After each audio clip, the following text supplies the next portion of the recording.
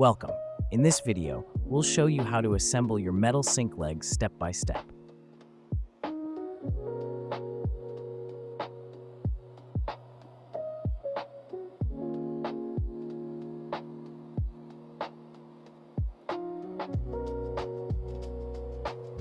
Before you begin, make sure you have all the parts from your package. Your kit includes ball fittings, head finials, bun foot, wall flanges, wall brackets, an Allen key, grub screws, threaded screws, set screws, and metal tubes.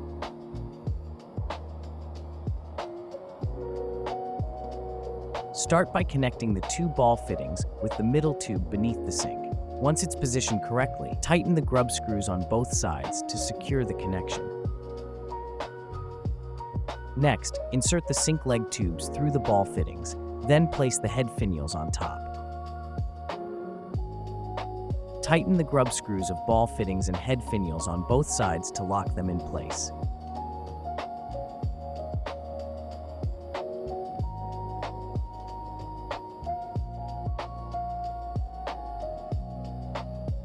Now, insert the flanges into the two supporting tubes and secure them with grub screws.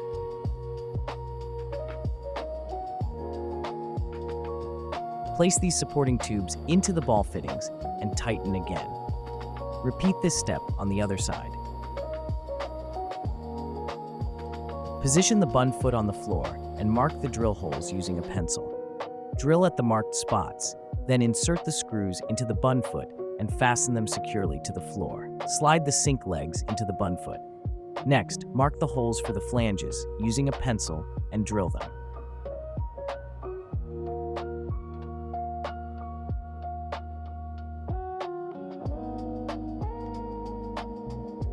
Place the assembled frame back in position.